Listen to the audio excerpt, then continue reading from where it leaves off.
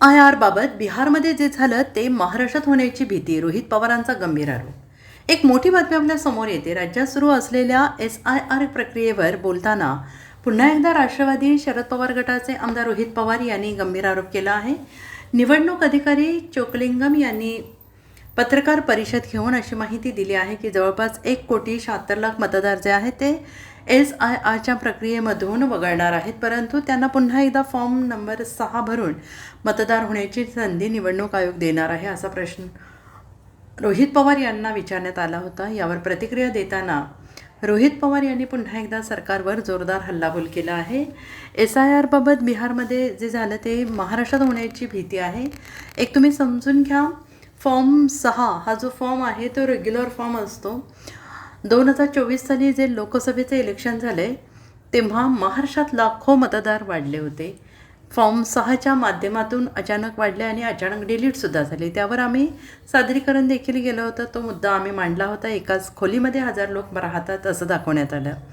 मतदान झाल्यानंतर त्यातील एकही मतदार सापडला नाही. फॉर्म 6चा वापर करून निवडणुकीच्या आधी अनधिकृतपणे मतदार वाढवले जातात. त्यामुळे आमचा फॉर्म 6वर आक्षेप आहे, असं रोहित पवार यांनी म्हटलं आहे. एक तुम्ही समजून घ्या, फॉर्म 6 हा जो फॉर्म आहे तो रेग्युलर फॉर्म असतोच.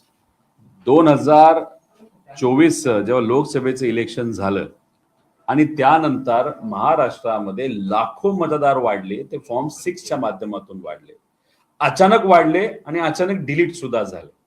त्याच्यावर तुम्ही बघितलं असेल, आम्ही प्रेझेंटेशन घेतलं होतं. तो मुद्दा आम्ही मांडला होता की शिरूरमध्ये एक उदाहरण दिलं होतं. एकाच खोलीमध्ये 1000 लोक राहतात असं तिथं दाखवलं होतं.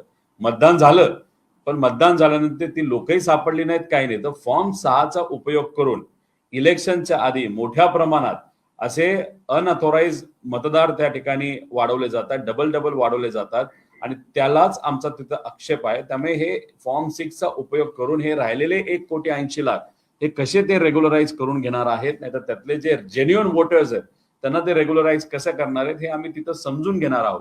आणि आमचं मत आहे की महाराष्ट्रामध्ये लोकसभा, विधानसभा याला 3 वर्ष आहे आणि मग 3 वर्ष असताना सुद्धा एवढा खटाटोप काय की एवढ्या दिवसातच हे झालं पाहिजे, तेवढ्याच दिवसात झालं पाहिजे, ह्याला हे टार्गेट, त्याला ते टार्गेट कमी दिवसाचं दिल्यामुळे हे बाकी पक्षाच्या कार्यकर्त्यांचा मदत घेऊन हे BLO नको ते काय कामं त्याच्यामध्ये त्या ठिकाणी करत आहेत आणि तेच कुठं ना कुठंतरी लोकशाहीला धोकेदायक होऊ शकतं, संविधानाला धोकेदायक होऊ शकतं. जो संविधानाने आपला मतदानाचा हक्क दिलाय, बऱ्याच लोकांचा तो हक्क या महाराष्ट्रामध्ये जाऊ शकतो, हे आमचं सगळ्यांचं मत आहे.